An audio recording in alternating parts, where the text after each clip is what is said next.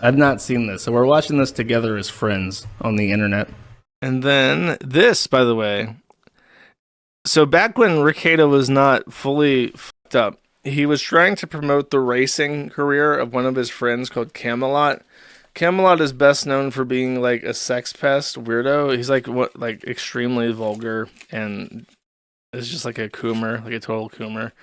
So he wanted to be, he's like a redneck and he wants to be a sports car driver. So Ricciardo tried to prop him up. And I think he's been in 2 prior accidents on the track before, which is obviously a big deal because unlike other kinds of sports, an accident on a race course is very expensive, if not deadly. So let's see how he's doing now. The incident involving 15 race cars right here, all over the place. Cleanup continues after this.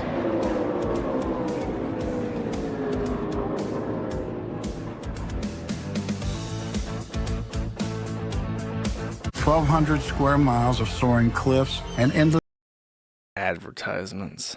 Is that the... I think one of these vehicles has... Where is his at? Because they showed him talking. And I want to say he has like the Timcast on his race car.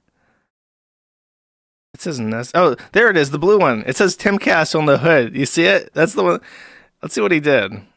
So he's in the cars, and he tries to skirt around. He hits the wall, and then is unable to recover. Then dives left, and directly hits that one car, and crashes into like 3 or 4 other cars, which of course, when the cars are that tight together, causes other cars to hit each other. The NASCAR car is on fire, but you can see that that's crazy. That's crazy. Look at how far back he goes in. He hits that. It's almost impossible to see. He hits that. Now he's behind the yellow car. He's completely stopped, I think, at this point, or like losing speed. He bumps into the blue car right there, behind the orange and white one. It looks like the South African flag. So he's back then his bumper hits the car behind him there. And now that car is pushing him because it's not stopped completely. That car catches on fire, I guess because the gas tank of his car is leaking out. And, that's as much damage as you can possibly... I'm trying to think of how you could better crash as many vehicles on a racetrack as humanly possible. How... How much more damage? It's like trying to set up bowling pins. How do we get a strike? How do we possibly wipe out the entire track of contestants? Yeah, he totaled them. There's a video, I think. Let's find this. I didn't think about this until just now. I want to say they interview him, and he, let's see, this guy. Oh, I'll read this guy's post. Cheese balls. This is now your moment. You ready?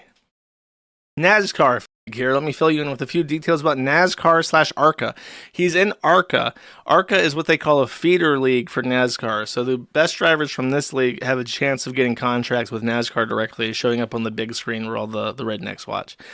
He says the driving standards in ARCA are so awful that it's a meme within stock car racing circles. The term ARCA brakes is a widespread joke due to their almost comedic propensity for driving full throttle into huge wrecks, either due to poor equipment or lack of skill. If you think Coomalot's crash was embarrassing, just look up ARCA brakes compilation on YouTube and you'll see just how bad things truly are. Daytona is a massive oval track known for large pack racing.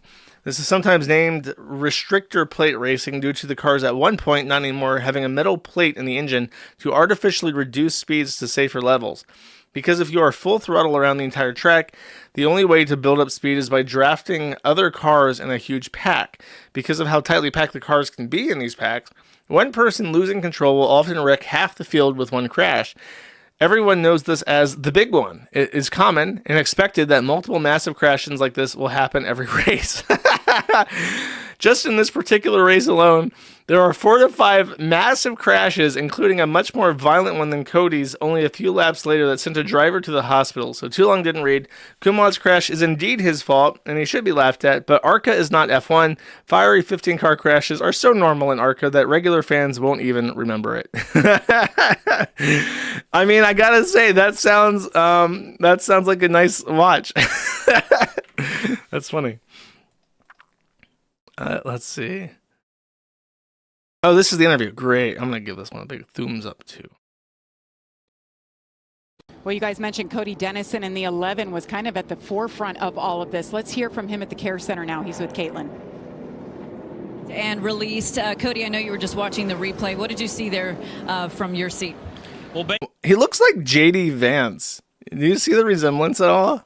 basically, when I was coming out of 4, the car got weightless, and I've never really felt anything like that. It's like the wheel went free, and as soon as the weight shifted back or the weight went back under it, it just went right into the wall. I didn't have any steering input at all. It was a very strange feeling, so I'm just glad everybody's all right, because that was a wild ride.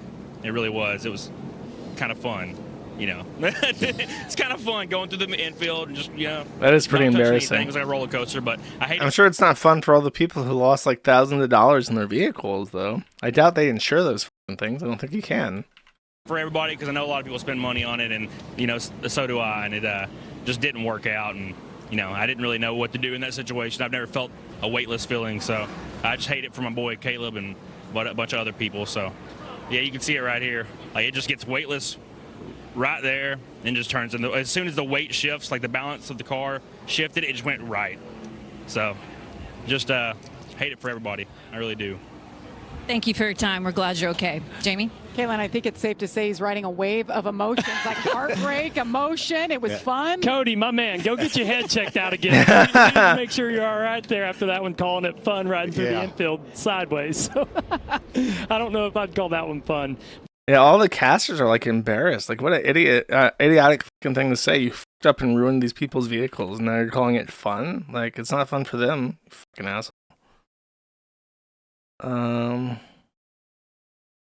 Tim Cast. Yep, that's our boy, Tim Cast. Good luck. That's stupid.